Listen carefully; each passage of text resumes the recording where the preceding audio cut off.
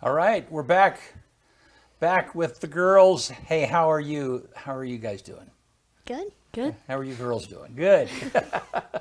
So this is Karlee and Josephine, and you guys are both a part of the Embler FFA.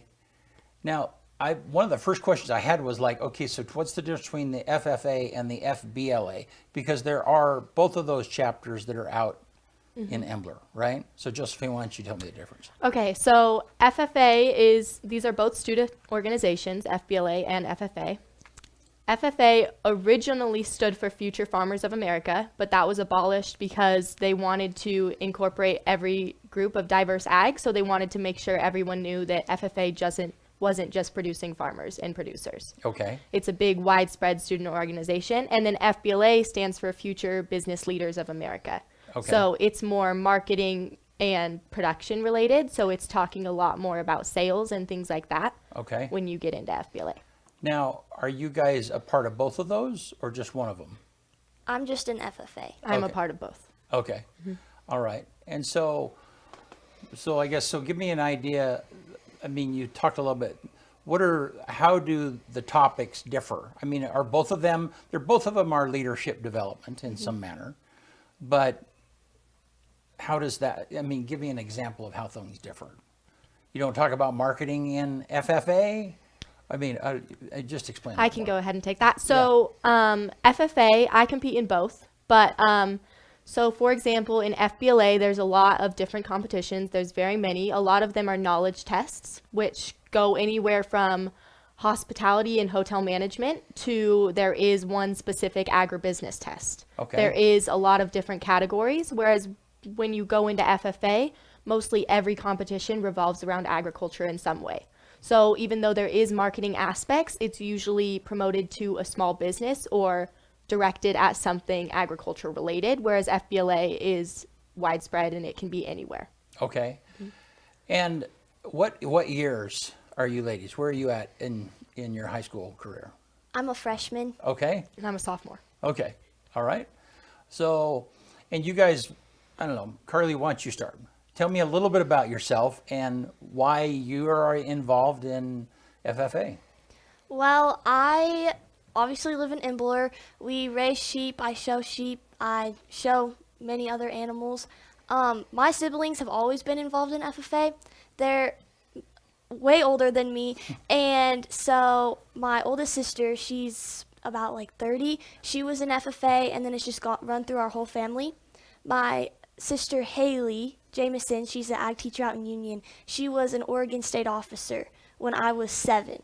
And that's kind of what inspired me to be a part of FFA and do public speaking contests. And so she was a big inspiration, but just watching all my older siblings go through it and all the experiences that they had really made me want to join FFA and make my own memories and experiences. Cool. And are you the youngest of the siblings? Yes. Oh, the baby. Yes. All right. Well, cool. All right. And Josephine, tell me why you're involved in FFA. So it kind of as well was just incorporated in my family. I'm an 8th generation farmer. I live on a farm. I have 3 brothers.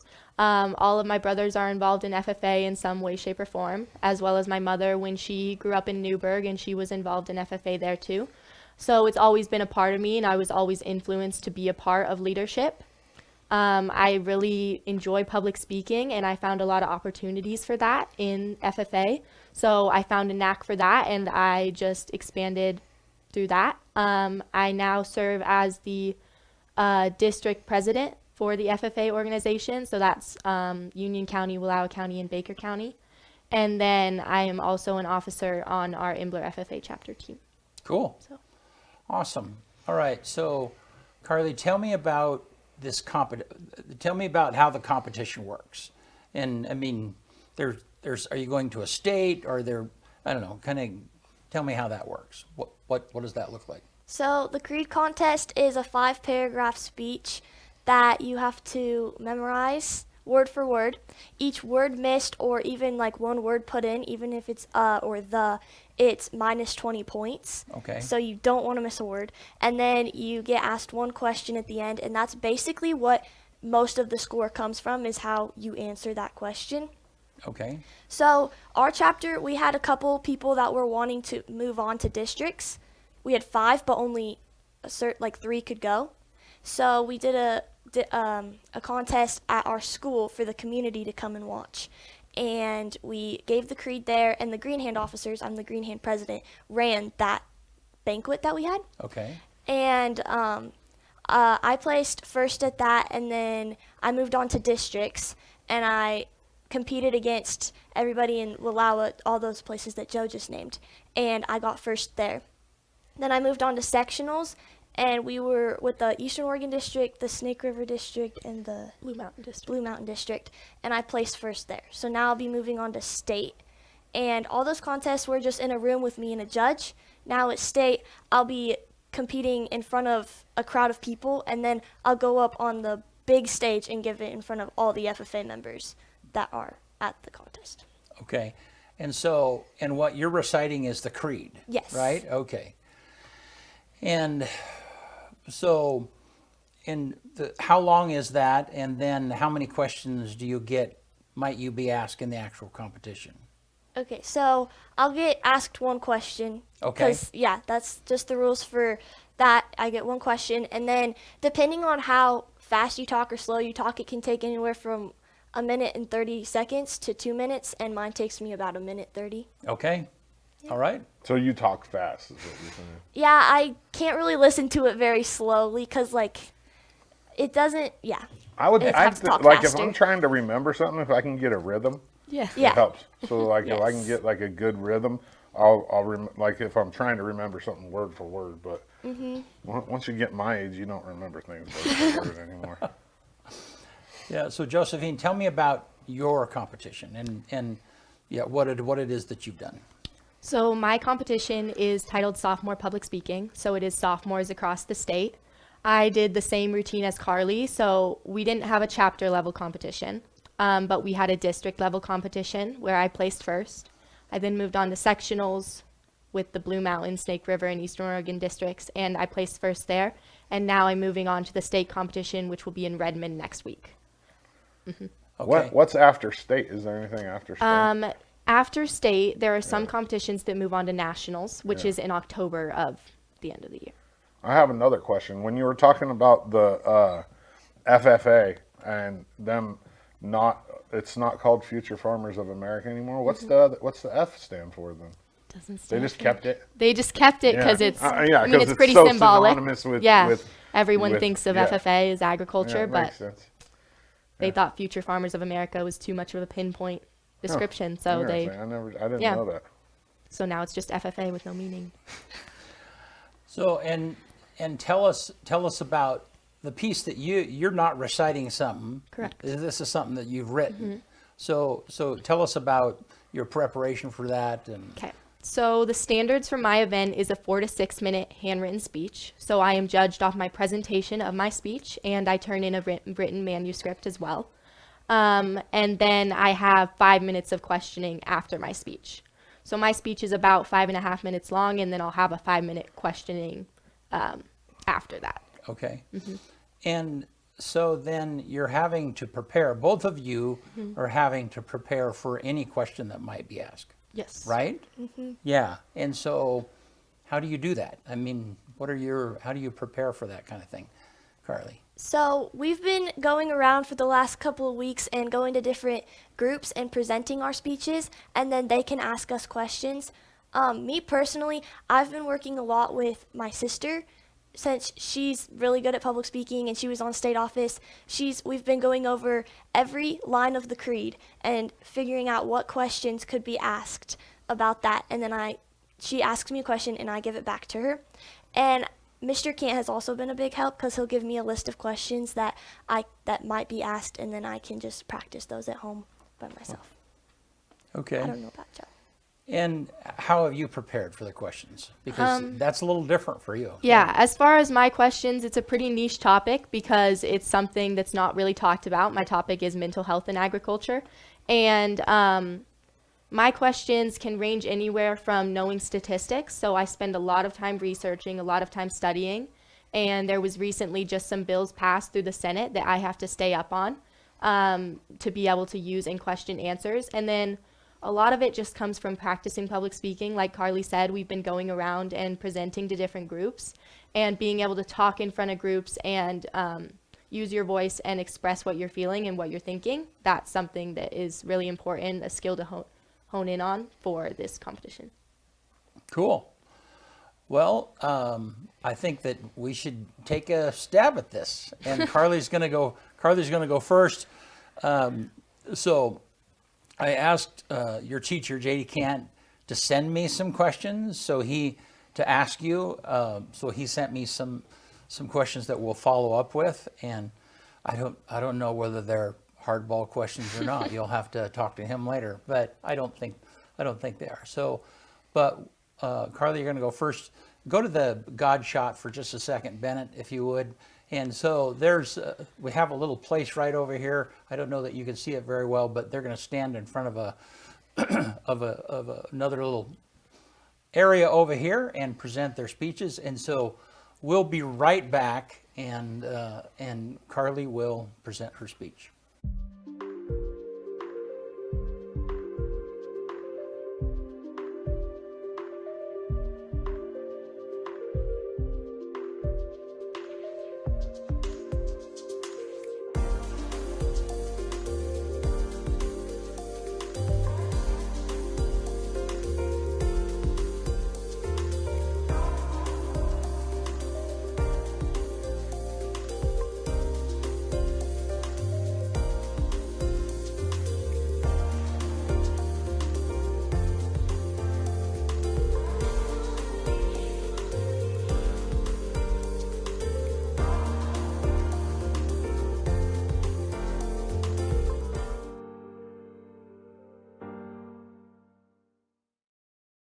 Can you see me doing this?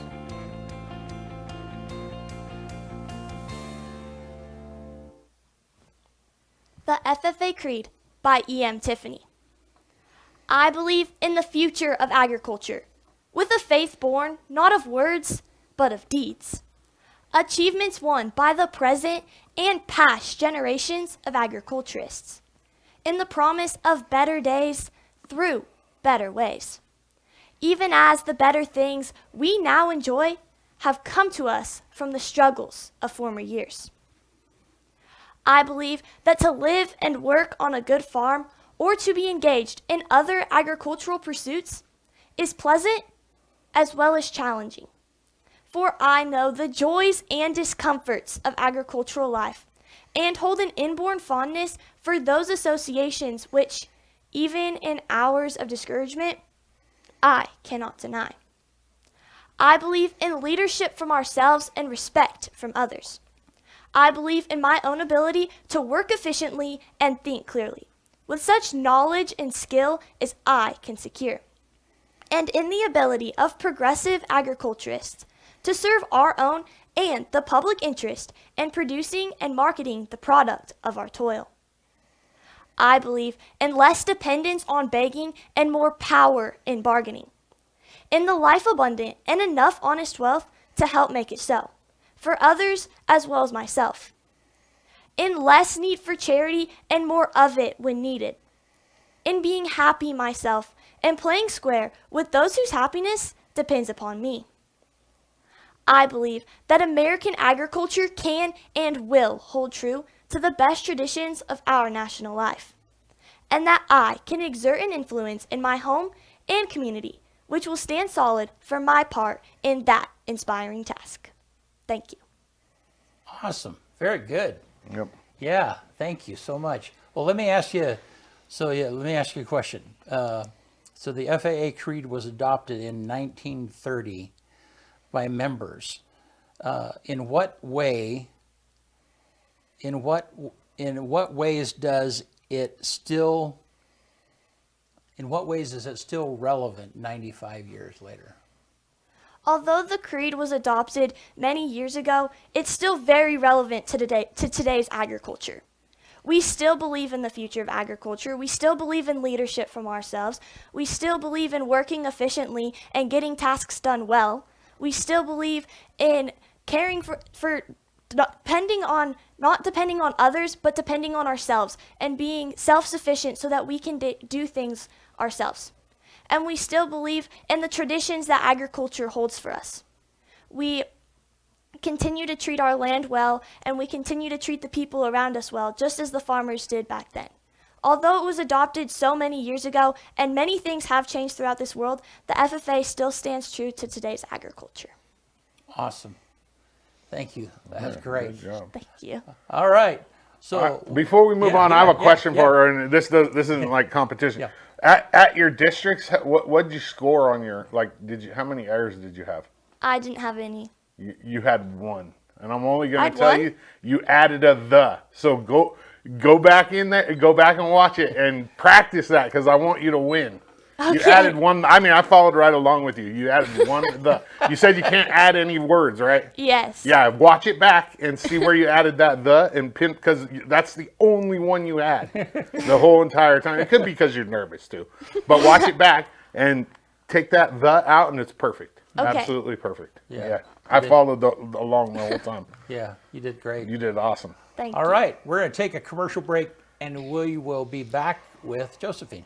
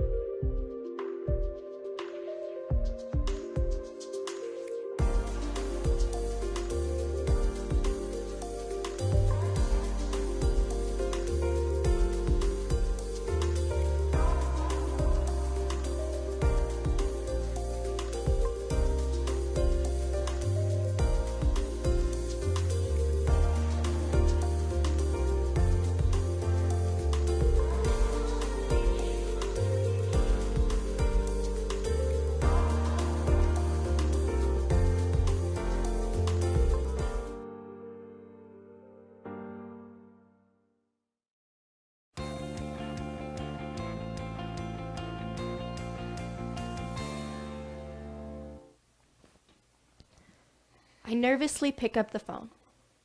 I dial the number 833-897-2474.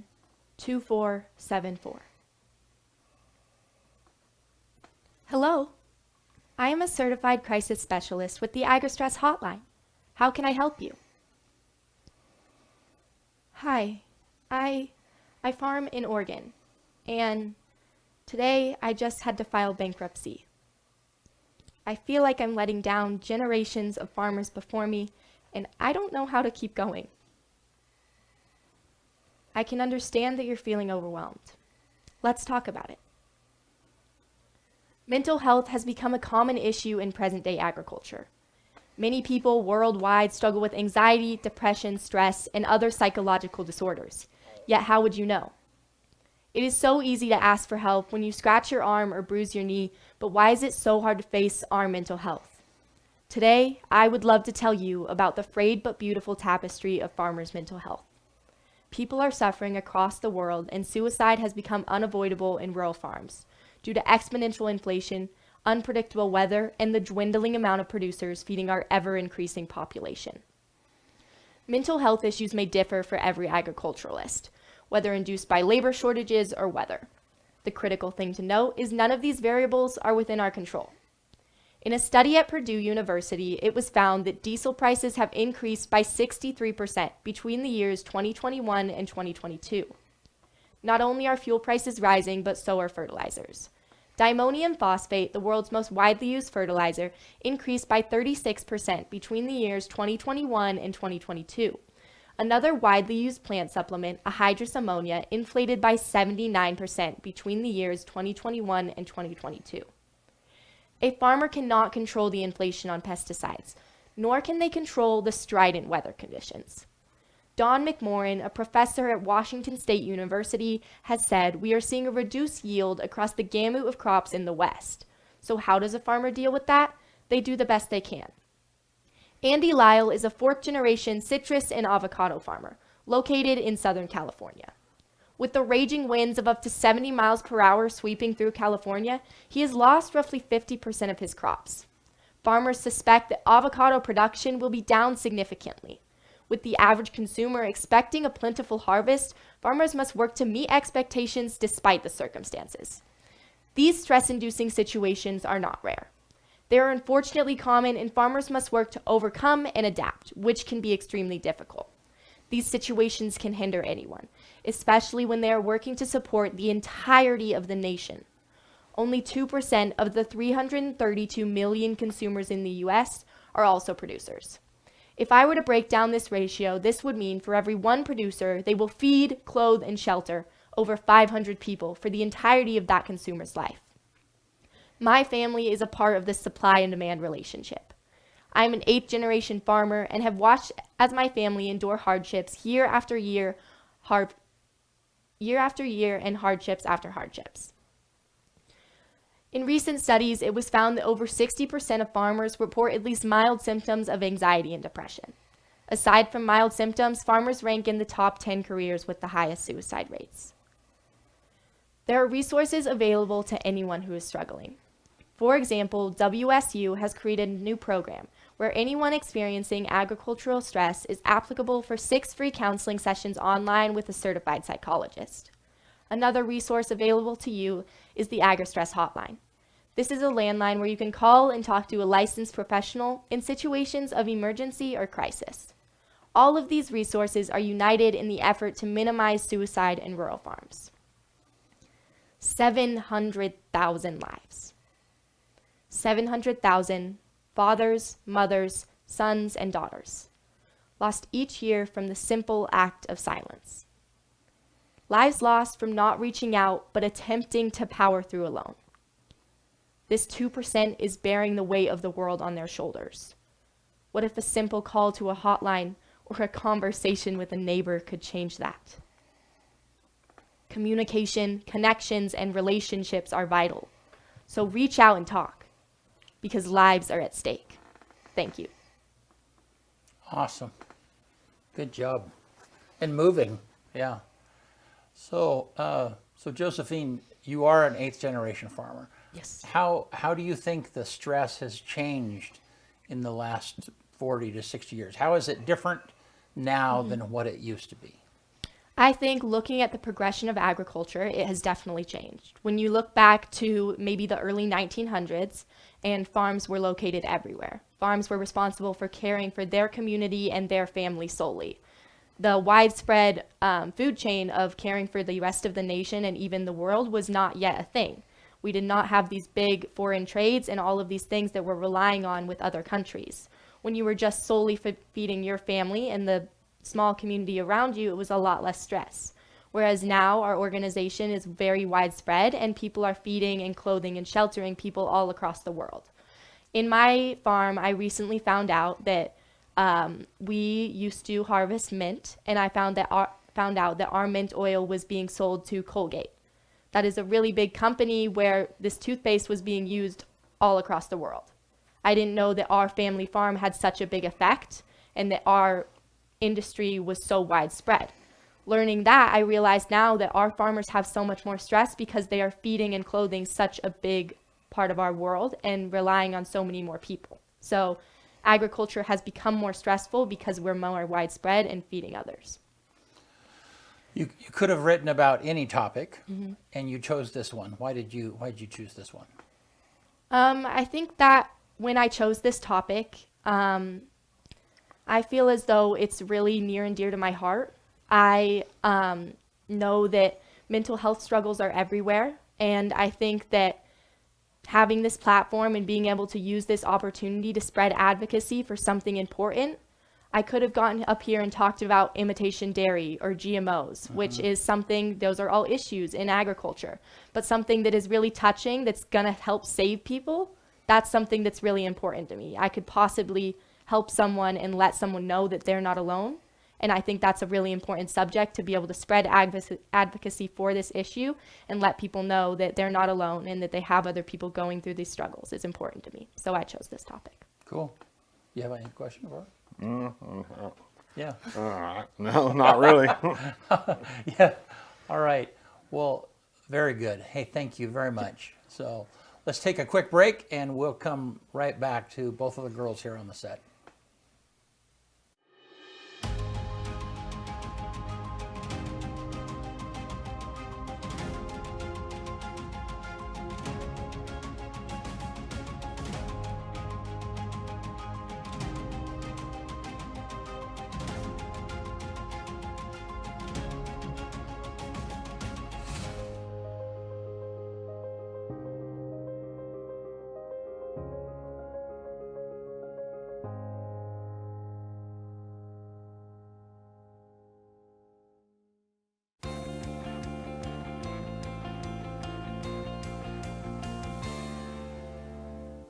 All right, we're back with Karlee and Josephine. Hey, thanks, girls, for doing this. And I know it's sometimes doing it in a setting like this is way more difficult than doing it in front of people because, yeah, you can't really see. You're just staring at a camera, and it can be a little unnerving. So, what I don't know what are your hopes? What do you hope that this will? And Karlee, let me direct this to you first. What are you hoping that this exercise will help you? Being a part of this, how will this help you in the future? What are your thoughts? Maybe looking at your family members, or I don't know. Do you think this is going to help? How do you think this might help you in the future? I think that this is going to help a lot with just my public speaking ability and being able to talk in front of so many people. When I was 7, I public spoke on this stage for my sister because I opened her onto the stage one time. And now that I'm thinking I'm experiencing it without just being a 7-year-old standing on a stage, it's definitely going to be scarier, but it's going to help me so much, step out of my comfort zone. I'm someone that just likes to stay where I want to be, but I'm really being pushed in this, and I've always dreamed of being a state officer. I'm going to try running when I'm older, but so this is definitely going to help with that. It's going to get my name out there. It's going to get me talking in front of people, and even with just my future job, I don't want to do something big. I just want to be a physical therapist, but it'll help me speak to my clients, speak to the people around me, and just communicate better with those around me. Awesome. Okay. And Josephine, how about you? How are you seeing this help you going forward? I think this speech does carry a lot of weight in helping me. I think that public speaking is really important to me, and I think communication is something that's very relevant in our day because we need to be able to communicate with others and express ourselves. But truly, my goal with this speech isn't about helping myself. I truly want to be able to help others. I chose this topic because I feel like it could make an impact and help people. And I think that this is really important to me because even if I got last place at every competition, just being able to know that I connected with one person and being able to make a difference is really important to me. And possibly being able to be the light in someone's life that let them know they're not alone and to seek help. So. Okay. And Josephine, what do you think you want to do as a career? I mean, that's a long ways away still. Yeah, I've thought a lot about criminal justice. I think that for me, it's really important about standing up for what I believe in, and I really like public speaking. I've always been pretty competitive. Some might say argumentative. So I think that as far as being a lawyer, I've looked into that. And with my ag background, I think being an agricultural lawyer could be a good path for me. I've always liked school. I've been more of an academic. And I think that that could be somewhere I'd be successful and be able to help people. Okay. So let's talk about how agriculture has changed in the last 40 years or so. And I mean, I grew up around farming and ranching in Wyoming my whole life, but it wasn't till a few years ago, and I was actually taking pictures of one of the farmers out here, and he was spraying, and I realized that, I mean, the tractor is GPS controlled with the spray unit, and as you get to the edge of the field, different nozzles turn off so that you're not overspraying. And I had no idea how technical it has become. Yeah. Which then kind of leads me to the question of, give me an example, Karlee, you first, of maybe some of the careers in ag that people might not be aware of. You know, typically they think of a farmer they're irrigating, they're setting pipe, they're drilling, or I don't know, whatever they might be, But what are some things that we might not know about? Well, a big one that comes to my mind, Joe might have to help me with it, but it's an AI technician. The AI, yeah, for breeding animals. That's not something that is very big, but that's something that many people have started to do to improve their genetics. And AI is artificial insemination. Yes. Yes. Not artificial intelligence. Correct. Right? Yes. Yeah. Okay. Yes. And it's definitely grown a lot. My family has started doing it just so it's easier to improve your genetics this way rather than having to go out and buy a ram or a boar or a buck, anything. You can just go and AI them, which is crazy how fast you can change your genetics through this. And that's just, I know there's so many different jobs in agriculture that people don't know of, but this is a big one that I think hasn't become very popular with people that aren't as involved with agriculture or aren't as involved in the livestock industry part of it. And what does an AI technician do? They breed an animal by using semen from the wether or the ram. And so but they're actually doing the inseminating. Yes. Okay. Yeah. All right. And then you don't have to deal with the ram either. Correct. Yes. Which is the worst part of the whole situation. I got beat up by a ram when I was a kid, about 9 years old, in the back of a Dodge, a 1-ton Dodge Ram with 16-foot racks. I got in there with him. His name was Billy Bob. And he beat me up pretty good. We had an aggressive buck that we kept a shovel outside the pen to hit him in the head because he would ram us. Yeah, that's how Billy Bob was gnarly. They were aggressive, yeah. Wow. Did the shovel make a difference? Well, it had a few dents in it. Yeah. But we ended up getting rid of that buck because it got out of hand. Yeah. But So Josephine, give me an idea of maybe some careers that people might not know about. I think that when people think of agriculture, they mostly think of the farming, the animals, and I would say, getting your hands dirty jobs, the things that are maybe not what people look up to and want to be when they're older, for some. But I think when you go into agriculture, you realize how widespread it is. For example, there's a lot of different opportunities through marketing and sales if you have that background. There's different opportunities through finances. I have an aunt who works at Oregon Wheat, where she sells insurance that's agriculture related, but that may not be something that you think of right away. As far as other things, there's more creative routes like textiles. There's a lot of things that come from an agricultural background, like all the shirts we're wearing come from different materials. Partly would be wool and cotton, all things that relate to agriculture and farm. So I think that when you think of agriculture, you may think of a smaller pinpoint career, but it really is widespread. And when you think about everything around us, it all comes from a base of agriculture. And when you look at all the things around us, they came from people who are hardworking and who have chosen those careers, who work to get things like that to us today. That's amazing. Yeah. Recently, I ran into somebody, I think it was over in Baker City, and had a conversation with him. And I asked him what he did, and he said, well, I'm a computer programmer and I work in North Powder. And like, what possible computer programming could there be in North Powder?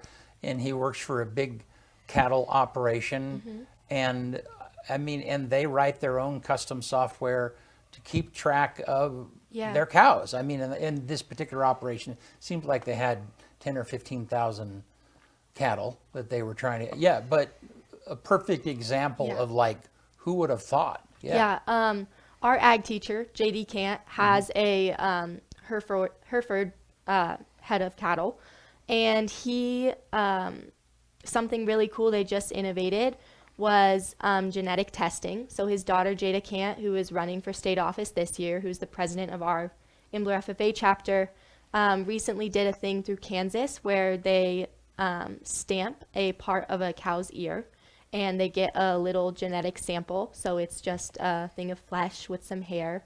And then they send it off to Kansas, and then they genetically test it, and they get back a plethora of results that can be anywhere from predicting offspring to anything they foresee coming with that specific head of cattle. Just all the DNA, all the information is there with them, and that's something you probably wouldn't have thought of, but it's basically hole punching a cow's ear, sending it to Kansas, and then getting a bunch of information. That's something that someone has to do in agriculture that you wouldn't think of as a job, but that might be interesting to some people. Yeah. It's crazy when you think about that whole process of the genetic testing, because these are animals that we domesticated as humans, right? And took away natural selection, and now we're unnaturally reintroducing natural selection. Right. It's so weird. It's crazy when you really think about it. Yeah. let's talk for a minute about the programs out at Embler and your teacher. So, and talk to me about JD Kent. And I mean, are there other teachers that help with FFA? I don't know. Karlee, why don't you fill me in on some people out there? So for years, Mr. Kent he's been the only FFA advisor. Okay. This year, we added Alyssa Chatfield to our program. She graduated from Embler, and then she went and taught in Pilot Rock for a while, and now she's back. So we have 2 ag teachers. And then we also have just so many people that are always helping us throughout the community. There's always somebody new in the ag building whenever I'm in class, and they're helping our ag teachers just get ready, especially now that we're going to state convention. And I think just without all that support, we wouldn't get, without our ag teachers and all the support that they get from the community as well, our ag program would not be the way that it is today. Yeah. You have anything you want to throw in there? I would say that it's a village to be able to have our FFA chapter. A few people that come to mind is, so Mr. Kant he does plant science and animal science. That's mostly his area. And then Miss Chatfield does she has anywhere from construction classes, welding. She has small engines, just a lot of different classes where you can learn useful skills that you might use in your career. But as far as volunteers, we have, this is bad of me, I can't remember his last name, but his first name's Pat, because we all call him Pat. But he comes and he helps in the shop all the time. He helped them refurnish a tractor and revamp that. And then we also have pretty much full-time volunteers in our greenhouse to be able to make it run as smoothly as it does in the summer. Their names are Terry and Jody, and they work really hard to be able to make the plant operation run as smoothly as it does. They're out there all the time with the help of students, but those are people that you necessarily don't see in the spotlight, but are behind the scenes letting our FFA chapter do what it does. Cool. Huh. I'm going to pitch it to you to talk to them about sports for a minute, what they do out there. Oh, so do you do sports? Yes. What sports do you do? We talked about it earlier. You play basketball, volleyball? Is that right? No, I run volleyball. cross country and track and field. You're a sophomore, and then what about you? I just play basketball. Why? Why only basketball? Do you only just have time for it, or? So I focus a lot on showing livestock. I like to go to shows. I like to work with them. So basketball is really my time to have time to do anything. So the winter is the time that I can play basketball. In the beginning of the year with the fall sports, I'm still showing. And at the end of the year with track, and that time, I'm just getting my animals. So I need to be working with them. That's why I just do basketball. Now for you, do you show too? I do, but I'm not as hardcore as Karlee. No, are you, when you show, have you seen those TikToks of that girl with the pig? Yeah, Karis Dadson. Yeah. That's awesome right there. That's crazy. You aren't that intense? No, she is. She is though. I gotta see it. Yeah. I show some things, but I do the county fair and EOLS, but she travels and shows all over. You show sheep. What do you show? I have meat goats, and then I also have a small business where I breed and sell and market California meat rabbits. California meat rabbits? They're Californian is the breed. They're like, oh. Yeah, they're meat rabbits. Yeah.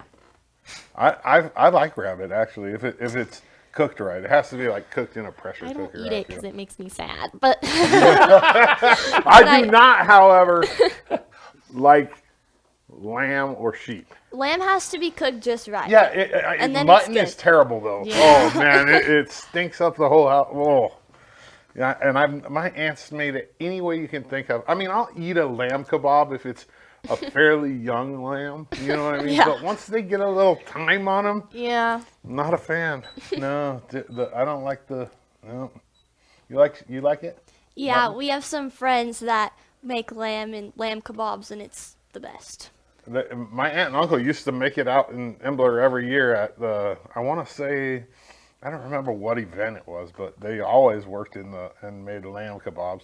I could handle that if I had to, but if you're talking mutton stew or something, no, you can miss me with that. No way. No way. Well, so before we quit, tell me one thing, each of you, tell me one thing about you that somebody might not know.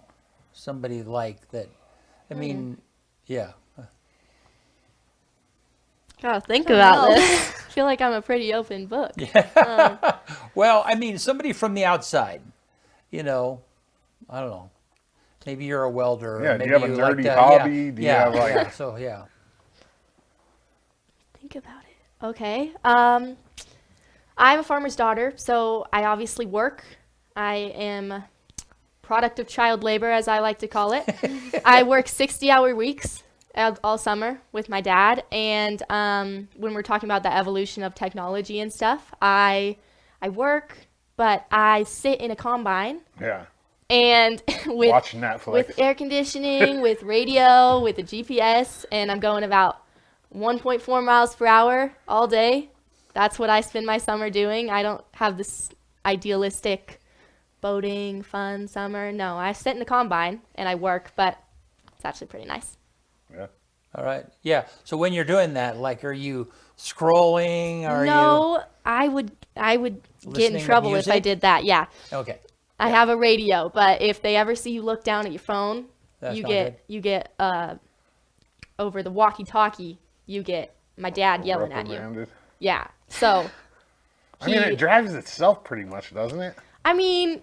yeah, pretty much. Yeah. You just put the header down.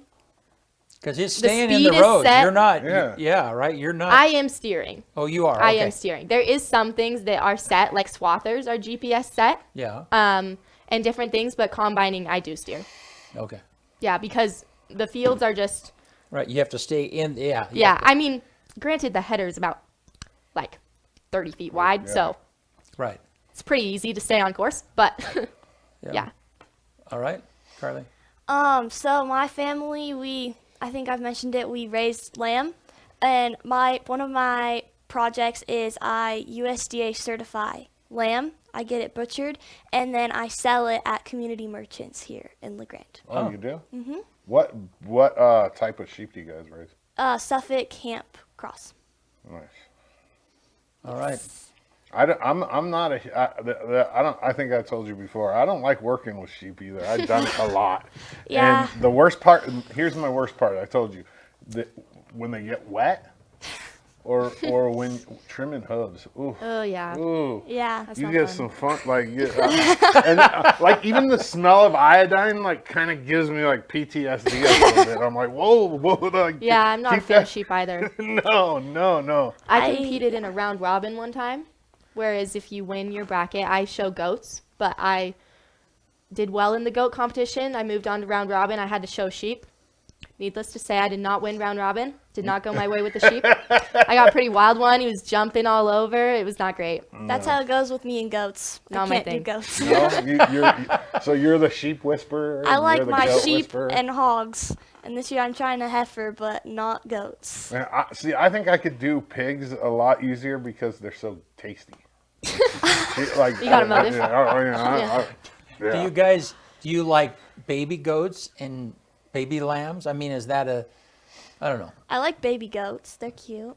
Yeah. But Yeah, baby lambs, they're fine. My mom always says that they're born to die. They're born that's dead. what my dad Yeah. says too. So we have to practically revive them every time a ewe lambs. Yeah, I mean, it's a lot of work to keep them alive. That's a lot of skills that we learn. We see our parents, we have to doctor kids very aggressively. Right now I have a bottle baby.